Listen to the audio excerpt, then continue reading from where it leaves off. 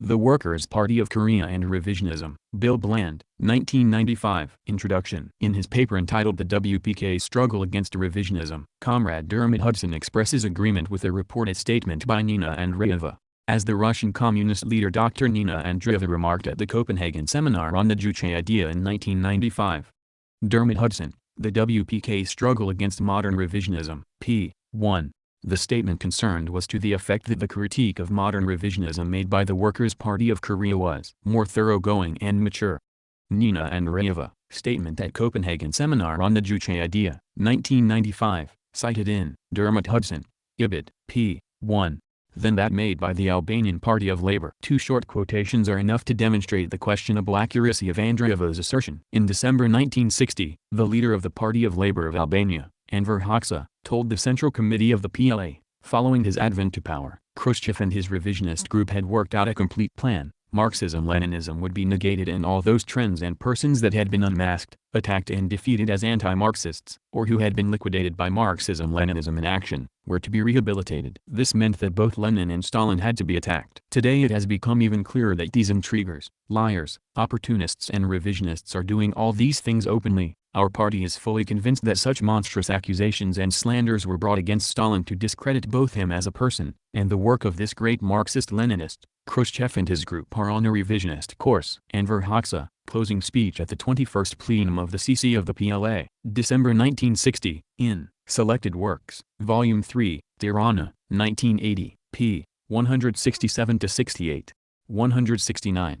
In contrast, a Korean delegation in Moscow, signed in July 1961 a joint communiqué saying that the talks which had been held there had shown complete identity of views between the Soviet and North Korean leaders on questions relating to the international communist movement. Soviet-Korean Joint Communiqué, July 10, 1961, in Keesing's Contemporary Archives, Volume 13, p. 18246. While, for its part, the WPK accepted the Khrushchevite-led Communist Party of the Soviet Union as the universally recognized vanguard of the world communist movement. Soviet-Korean Joint Communiqué, July 10, 1961, in Keesing's Contemporary Archives, Volume 13, p. 18246. Furthermore, Comrade Hudson holds that the WPK saw modern revisionism as originating in the 1950s, rather than as a phenomenon of the late 1980s, associated with Gorbachev. Dermot Hudson, Ibid, p. 1. And yet, when Kim Il-sung visited the Soviet Union in October 1986, he expressed support for the socio-economic reforms adopted at the 27th Congress of the CPSU and, in his banquet speech, praised Gorbachev by saying, "This new change now taking place in the Soviet Union is unthinkable apart from the energetic activities of Comrade M.S. Gorbachev, a staunch Marxist-Leninist." Kim Il-sung, Moscow banquet speech of October 24, 1986, in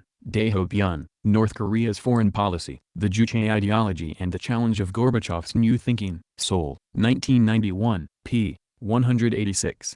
Clearly, the attitude of the WPK to revisionism is not that of principled opposition since the 1950s suggested by Comrade Hudson. The definition of revisionism. Lenin's definition of revisionism is that it is a trend hostile to Marxism within Marxism. Vladimir I. Lenin, Marxism and Revisionism, in Selected Works, Volume 11, London, 1943, p. 704. Perhaps a more comprehensive definition of revisionism would be that it is an ideology which claims to be a development of Marxism but is in reality a deviation from Marxism which assists the anti-socialist aims of a capitalist class. Clearly, revisionism has direct relevance only to people who believe they are Marxists. To the extent that it can persuade such people of its validity, it separates them from genuine Marxists and diverts them into anti-Marxist political activity. The struggle against revisionism is thus of particular importance in the period of building a Marxist-Leninist party in countries where such a party does not yet exist. Some comrades have no difficulty in recognizing the revisionist character of Khrushchevite revisionism of the type of the British Road to Socialism, which is clearly anti-revolutionary, but cannot understand how other types of revisionism may support revolution. But when we say that revisionism assists the anti-socialist aims of a capitalist class, one must understand that the anti-socialist aims of all capitalist classes do not follow an identical pattern, and we can identify different brands of revisionism corresponding to these different aims. In particular, the aims of revisionists in developed capitalist countries differ from those of revisionists in colonial-type countries. Thus, The former is anti-revolutionary, typified by Khrushchevite revisionism of the type of the British road to socialism. However, revisionism in colonial-type countries is to a certain extent revolutionary, reflecting the desire of national bourgeoisies of colonial-type countries to carry through the national democratic stage of the revolutionary process in such countries, but to halt the revolutionary process before it proceeds to the socialist stage. This second form of revisionism is typified by Mao Zedong thought and, as we shall see, by Kim Il-sungism.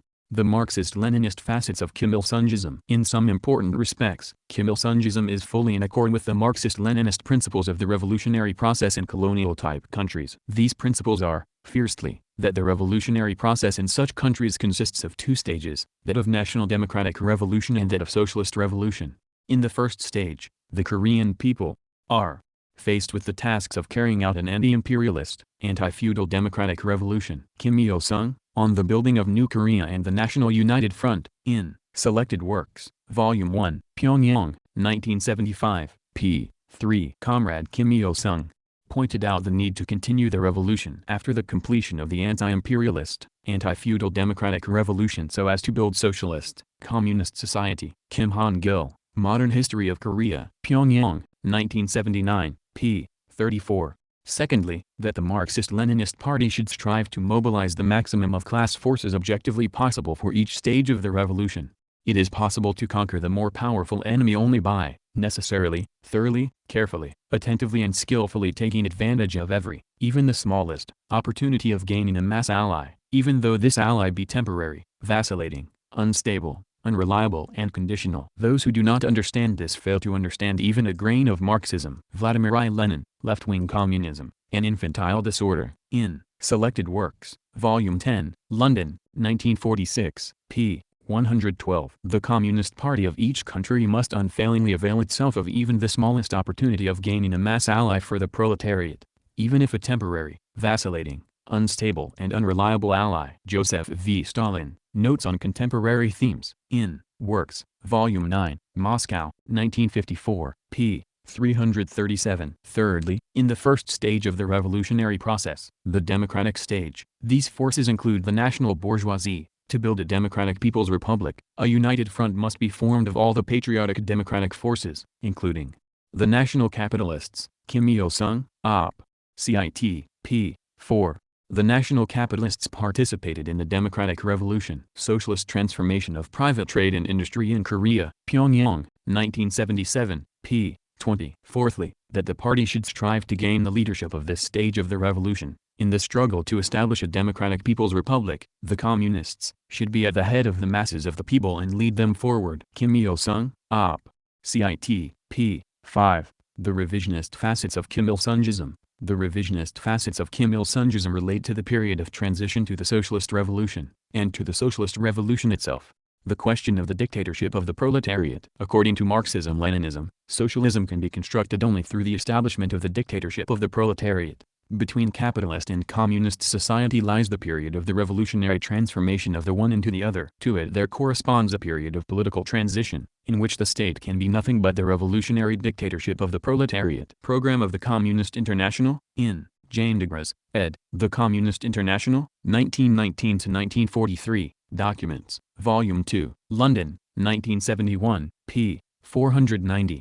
The revolution will be unable to crush the resistance of the bourgeoisie, to maintain its victory and to push forward to the final victory of socialism unless, at a certain stage in its development, it creates a special organ in the form of the dictatorship of the proletariat as its principal mainstay. Joseph V. Stalin, The Foundations of Leninism, in Works, Volume 6, Moscow, 1963, p. 112. According to Kim Il-sungism, however, the dictatorship of the proletariat is unnecessary in a colonial-type country like Korea. The democracy we aspire to is fundamentally different from that of Western capitalist countries, nor is it a slavish copy of that in a socialist country. Ours is a new type of democracy most suited to the reality of Korea. Kim Il-sung, On Progressive Democracy, in Works, Volume 1, Pyongyang, 1980, p. 257. The establishment of the power of the proletarian dictatorship by force was followed as a last resort in some countries. In the northern half of Korea, ed. This was not necessary. Mukbang, Kim Il-sung,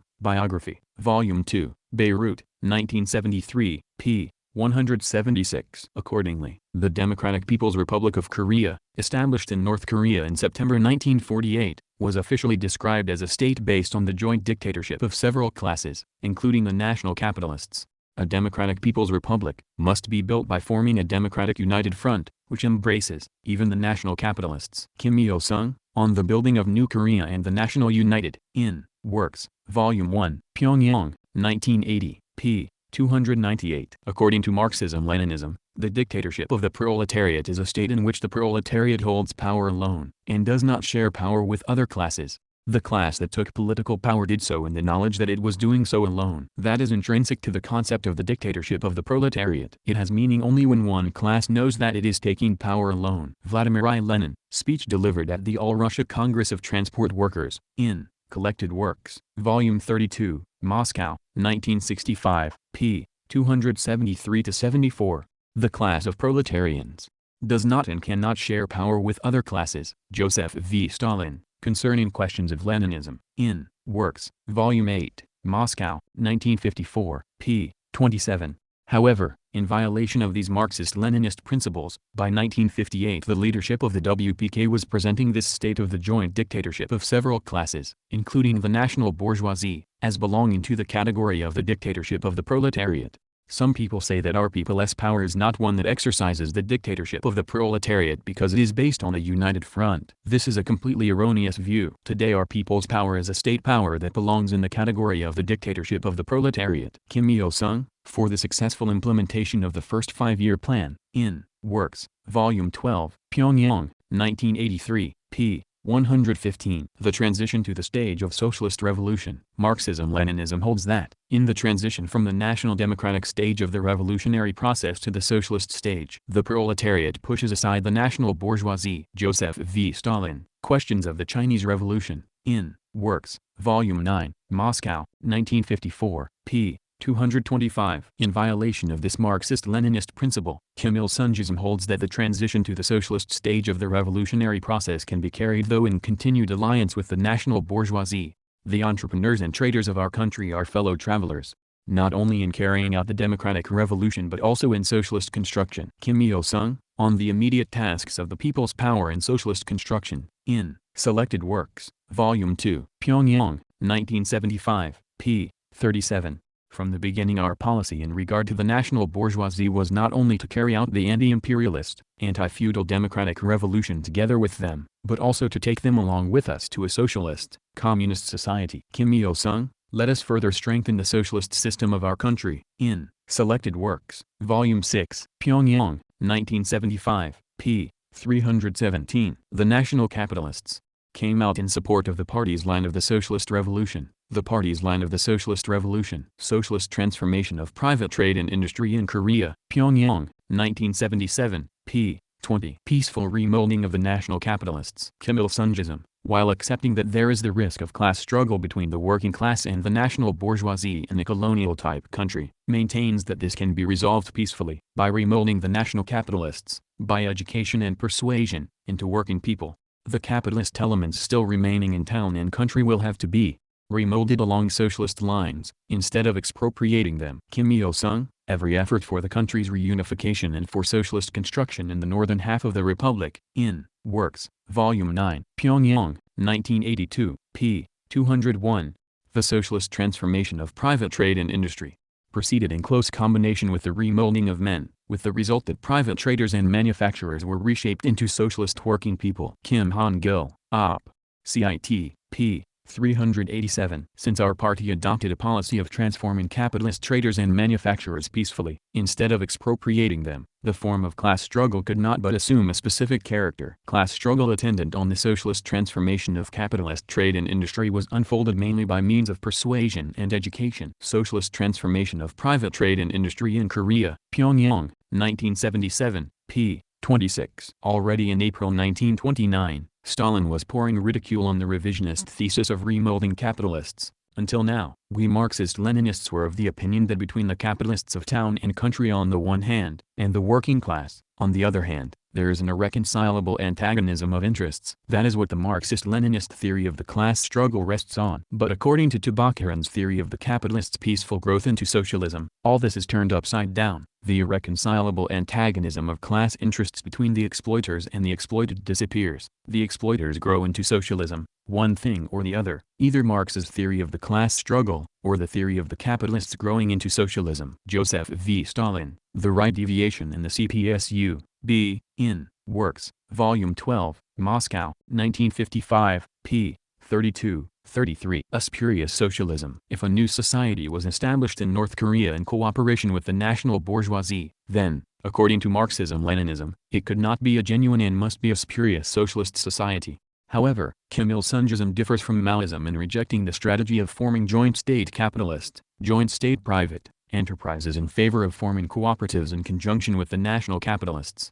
Our country was the first to transform capitalist traders and manufacturers along socialist lines by using the cooperative economy. This is an original experience. Socialist transformation of private trade and industry in Korea, Pyongyang, 1977, p. 28. Comrade Kim Il-sung held that, different from some socialist countries, it was wholly unnecessary for the peaceful transformation of capitalist trade and industry to assume the form of state capitalism. Mukbang, Op. Cit. Volume 2, p. 520. This process of cooperativization was not enforced upon national capitalists, but was an entirely voluntary process. Our party adopted the line of transforming capitalist trade and manufacturing along socialist lines and saw to it that the capitalist traders and manufacturers were drawn into diverse forms of cooperative economy in strict observance of the voluntary principle. Kim Il-sung, Let Us Further Strengthen the Socialist System of Our Country, in Selected Works, Volume 6, Pyongyang, 1975, p. 317.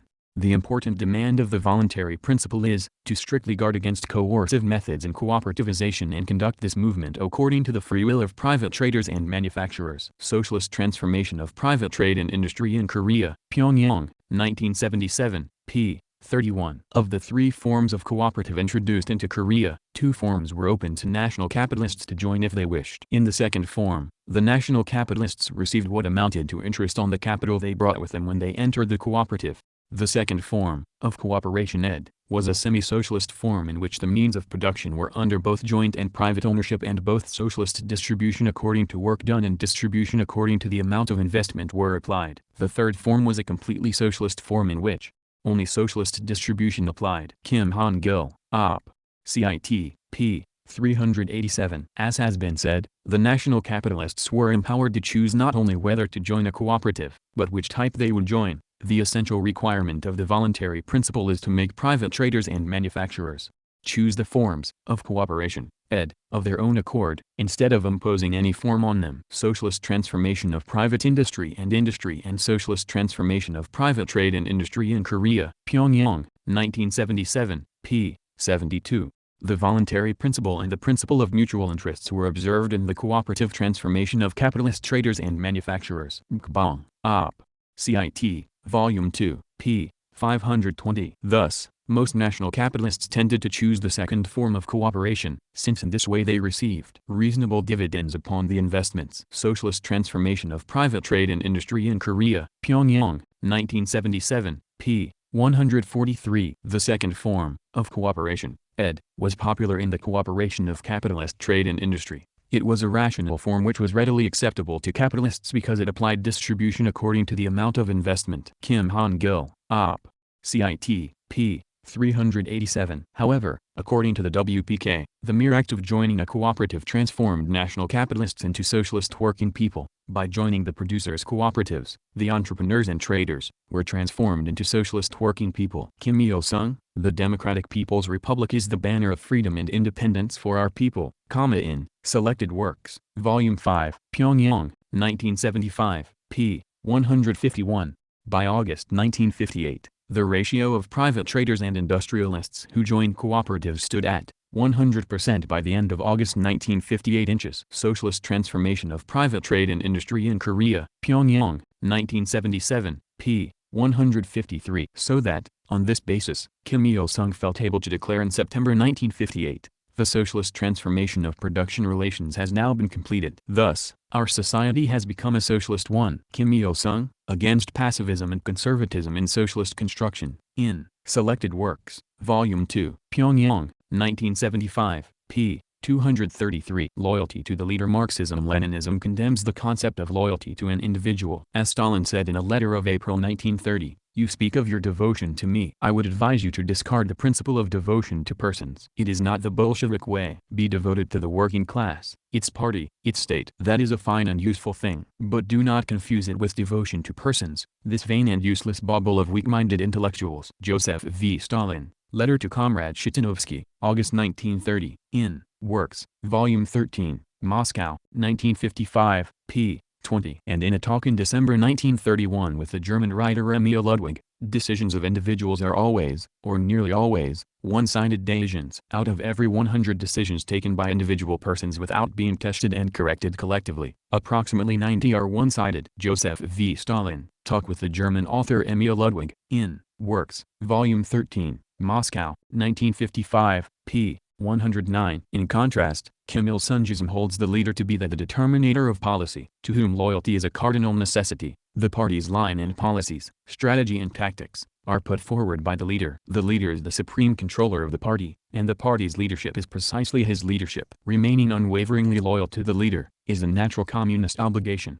Kim Jong-il, the Workers' Party of Korea, is a Juche-type party, on carrying forward the Juche idea. Pyongyang, 1995, p. 86, 96, 106. The leader plays the decisive role in shaping the destiny of the popular masses. Loyalty to the leader is the highest expression of the party, working class and people-oriented spirit. Kim Jong-il, on some problems of education in the Juche idea on carrying forward the Juche idea. Pyongyang, 1995, p. 160. The revolutionary struggle is conducted under the guidance of the leader and in accordance with his ideas and will. The more we are faithful to the leader's ideology and will, the more worthy a life we shall enjoy.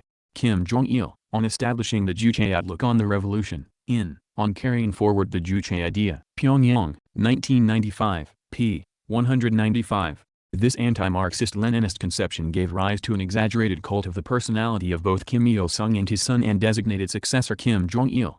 The personality cult as practiced in North Korea is unparalleled. For example, birthdays for both Kims are internationally celebrated. The 1992 celebration of Kim Il-sung's 80th birthday required many working days of preparation by thousands of people, young and old, and lasted well into May. The cost was estimated to be almost $1 billion, including many millions spent on some 3,000 performing artists from 80 different countries. Pong S. Lee, The North Korean Economy, Challenges and Prospects, in Sung Young Kwak, ed. The Korean Economy at a Crossroad, Development Prospects, Liberalization and South-North Economic Integration. Westport, USA, 1994, p. 183. For example, Kim Il-sung's biographer declares, "The national histories of all countries tell of celebrated heroes and leaders. Looking through them all, it is hard to find any record that compares with such a national hero and outstanding leader as Comrade Kim Il-sung, who has rendered such distinguished service to the revolution of his own country and to the world revolution. Where else in history can you find another leader like him? Where is there any such leader equipped with all these qualities, an outstanding leader with such rich experience that has performed the greatest revolutionary exploits even during the hurricane of the long-drawn revolution,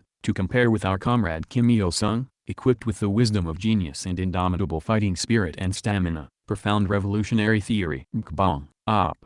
Cit. Volume 3, p. 621, 633. For his part, Kim Jong-il is described in a recent biography as the great thinker and theoretician, outstanding genius of leadership, boundlessly benevolent teacher of the people, and the great man of the century. Cho and-soo, Kim Jong-il, The People's Leader, Volume 2, Pyongyang, 1991, p. 374. Sometimes, indeed, it is implied that the Kims possess divinity. On the occasion of Kim Jong-il's appointment as General Secretary of the Korean Workers' Party, the official Korean Central News Agency reported miraculous events around Mount Baekdu, Kim Jong-il's birthplace.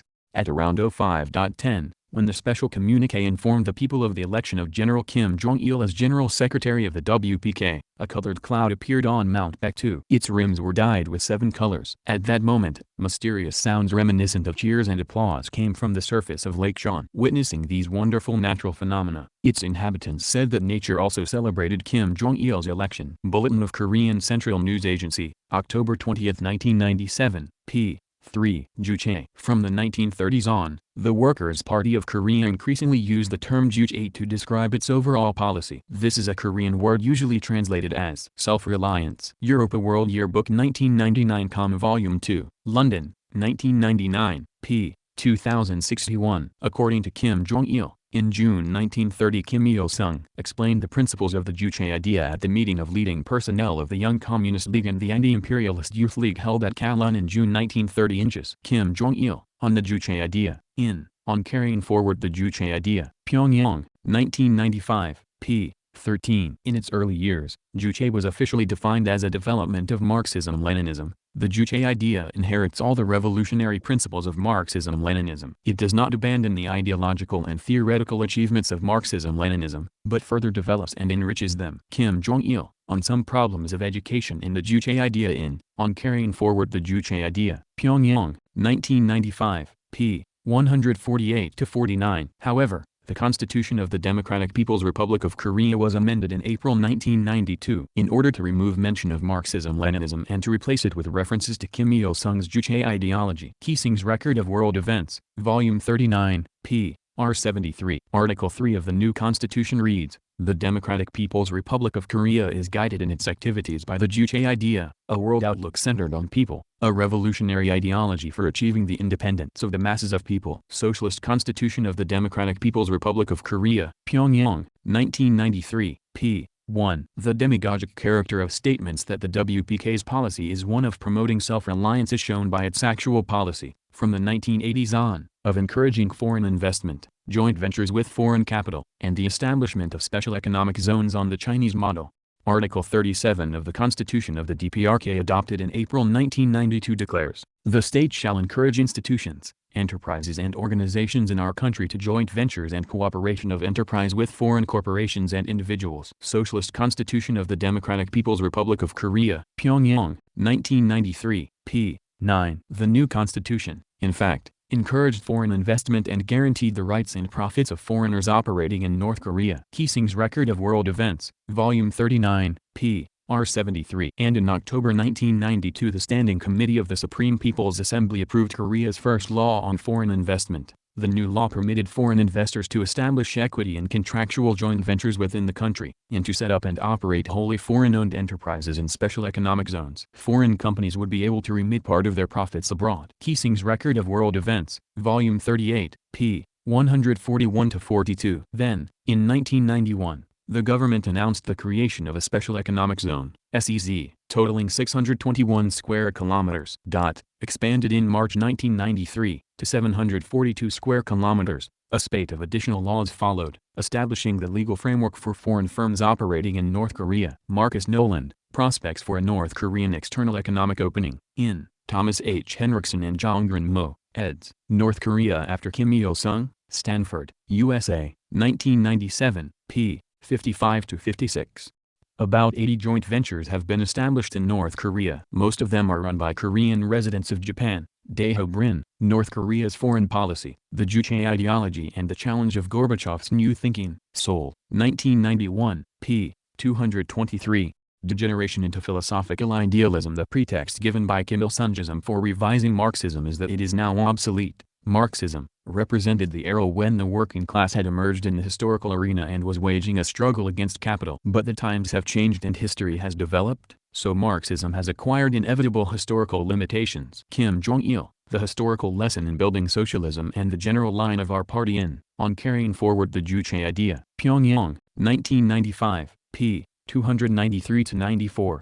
The main factor in this change is alleged to be the fact that it is now not objective conditions, but man that plays the decisive role in history. It is not objective conditions but man that plays the decisive role in the development of history. Kim Song-il, on some problems of education and the Juche Idea, on Carrying Forward the Juche Idea, Pyongyang, 1995, p. 144. But Marxism regards the laws of science, including the laws of economics, as proceeding objectively, independently of the will of man. Marxism regards laws of science, whether they be laws of natural science or laws of political economy, as the reflection of objective processes which take place independently of the will of man. Man may discover these laws, get to know them, study them, utilize them in the interests of society, but he cannot change or abolish them. Still less can he form or create new laws of science. Joseph V. Stalin, Economic Problems of Socialism in the USSR Tirana, 1979, p. 545. Thus, to Marxist-Leninists, freedom is not freedom from the operation of the laws of nature, but the recognition of these laws, the appreciation of necessity.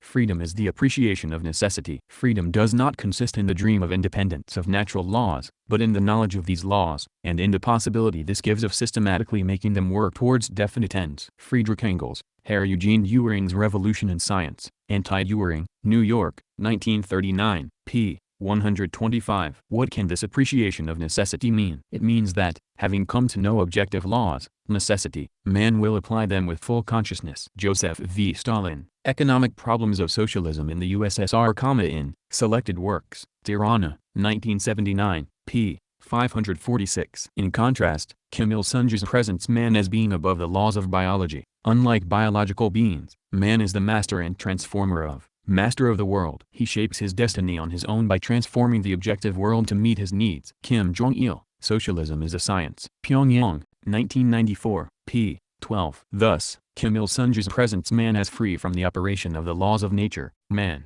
is a social being with independence, whereas all other material lives maintain their existence through subordination and adaptation to the objective world. On the strength of this quality, man throws off the fetters of nature. Kim Jong-il, on the Juche idea, on carrying forward the Juche idea. Pyongyang, 1995, p. 14, 15. But this is to degenerate into philosophical idealism, which asserts the primacy of spirit to nature. Friedrich Engels, Ludwig Feuerbach, and the Outcome of Classical German Philosophy, in Karl Marx, Selected Works, Volume 1, London, 1943, p. 431. That is, in respect of the relation of thinking and being. Friedrich Engels, Ibid, p. 430. The primacy of the former, that is, the primacy of mind over matter. According to Kim Il-sungism, unlike the lower animals, man is not bound by the laws of nature. Animals are part of nature and their destiny is determined by the natural laws of change and development, whereas man is not a being which obeys the natural laws of change and development. Kim Jong-il, on some problems of education and the Juche idea, on carrying forward the Juche idea. Pyongyang, 1995, p. 144. Unlike all other living matter, which is subordinate to the objective world, man dominates and transforms the world in accordance with his will and desire. Kim Jong-il, on some questions in understanding the Juche philosophy, on carrying forward the Juche idea. Pyongyang, 1995, p. 5. This idealist concept is embodied in the slogan of the Workers' Party of Korea, when the party is determined, we can do anything. Kim Jong-il, our socialism centered on the masses shall not perish, on carrying forward the Juche idea. Pyongyang, 1995, p. 289. Furthermore, Marxism-Leninism holds that the mode of production determines the consciousness of man. The mode of production in material life determines the social, political and intellectual life processes in general. It is not the consciousness of men that determines their being, but, on the contrary, their social being that determines their consciousness. Karl Marx, Preface to A Contribution to the Critique of Political Economy, in Selected Works, Volume 1, London, 1943, p. 356. Marxism pointed the way to an all-embracing and comprehensive study of the process of rise, development and decline of social economic formations. People make their own history. But, what are the objective conditions of production of material life that form the basis of all historical activity of man? What is the law of development of these conditions? To all this Marx drew attention and pointed out the way to a scientific study of history. Vladimir I. Lenin, Karl Marx, in Selected Works, Volume 11, London, 1943, p. 20. This principle is what Lenin calls the materialist conception of history. Vladimir I. Lenin, Karl Marx, in Selected Works, Volume 11, London, 1943, p. 19. However, Kim Il-sung rejects this fundamental facet of Marxism-Leninism. The theory of socialism in the preceding age, based on a materialist outlook on history, was not free from historical limitations. The theory did not regard the social and historical movement as a movement of the motive force, but as a natural historical process which changes and develops due to material and economic factors. Seeing material and economic factors as fundamental in the revolutionary struggle, the preceding theory of socialism failed to raise the task of strengthening the motive force of the revolution and enhancing its role as the basic way to carry out the revolution. Kim Jong-il, Socialism is a Science. Pyongyang, 1994, p. 5-6. The rejection of objective class categorization. According to Marxism-Leninism, social class is an extremely important objective social category. Classes are large groups of people differing from each other by the place they occupy in a historically determined system of social production, by their relation to the means of production, by their role in the social organization of labor, and, consequently, by the dimensions of their share of social wealth of which they dispose and the mode of acquiring it. Classes are groups of people one of which can appropriate the labor of another owing to the different place they occupy in a definite system of social economy. Vladimir I. Lenin, A Great Beginning, in Collected Works, Volume 29, London, 1974, p. 421. But here again Kim-il-sungism degenerates into philosophical idealism. In place of the objective division of society into classes, it divides society into the masses of the people and others, purely on the basis of the ideas they hold. The basic criterion for deciding whether one is a member of the masses of the people or not is not one's social and class origin, but one's ideas. Anyone who loves the country, the people and the nation, is qualified to be a member of the masses of the people. Kim Jong-il, Socialism is a Science. Pyongyang, 1994, p. 19. In line with this philosophical idealism, Kim-il-sungism rejects the Marxist-Leninist principle that the party should lay primary stress on changing the objective conditions of society. In the past, the founders of Marxism evolved socialist theory by putting the main stress on material and economic conditions. Kim Jong-il, Socialism is a Science. Pyongyang, 1994, p. 8. Kim-il-sungism gives priority to the ideological remolding of man. In socialist society, the transformation of man, his ideological remolding, becomes a more important and primary task than that of creating the material and economic conditions of socialism. Kim Jong-il, Socialism is a Science. Pyongyang, 1994, p. 7. Indeed, according to Kim-il-sungism, the frustration of socialism in many countries was due, not to the penetration of the international communist movement by revisionism but to the failure to give priority to the ideological remolding of the masses of the people. The basic reason for the frustration of socialism in some countries is that they did not put the main emphasis on strengthening the motive force for building socialism and on enhancing its role. Kim Jong-il, The Historical Lesson in Building Socialism and the General Line of Our Party, on Carrying Forward the Juche Idea. Pyongyang, 1995, p. 293. And Kim-il-sungism defines the driving force of social movement. Kim Jong-il, Socialism is a Science. Pyongyang, 1994, p. 7. As the popular masses. Kim Jong-il, Socialism is a Science. Pyongyang, 1995, p. 7. Rejection of Marxist-Leninist principles of distribution. Marx held that it was essential that under socialism, the lower phase of communist society, workers should be given the material incentive of payment according to the quantity and quality of work performed. What we have to deal with here is a communist society, not as it has developed on its own foundations, but on the contrary, as it emerges from capitalist society, which is thus in every respect, economically, morally and intellectually, still stamped with the birthmarks of the old society from whose womb it emerges. Accordingly, the individual producer receives back from society exactly what he has given to it. What he has given to it is his individual amount of labor, the same amount of labor which he has given to society in one form, he receives back in another. Karl Marx, Critique of the Gotha Program, in Selected Works, Volume 2, London, 1943, p. 563. But Kim-il-sungism denounces Marx's position on this question as anti-socialist and revisionist, and demands that, under socialism, priority is given to political and moral incentives. The position of giving prominence only to the material incentive for labor can be attributed to the neglect of the communist character of socialist society. Those who regard material incentive as the most important demand that the system of material incentive be introduced into the whole economic framework. They claim that stimulating the working people materially is the most effective method for encouraging their enthusiasm for increasing production and developing the economy rapidly. They argue that even after the establishment of the socialist system, the remnants of the old ideology left over from the exploiter society remain to a large degree in the minds of workers. This is anti-socialist and revisionist theory. If we raise the question of which to lay emphasis on, the political and moral incentive should be stressed. Kim Jong-il, on having a correct understanding of the political, moral and material incentives, in Selected Works, Volume 1, Pyongyang, 1992, p. 211. Opposition to an international Marxist-Leninist organization. Contrary to Marxist-Leninist principles, Kim-il-sungism opposes the revival of an international Marxist-Leninist organization.